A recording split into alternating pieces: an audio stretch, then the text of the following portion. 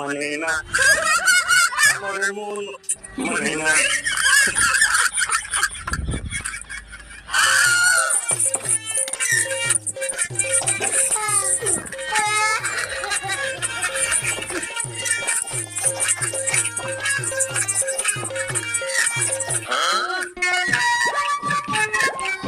সোনা কি করছো?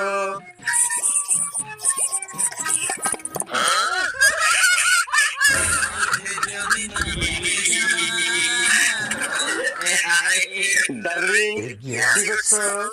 থালায় ঘাম আসিয়েছে না, একটু খুঁজে দে।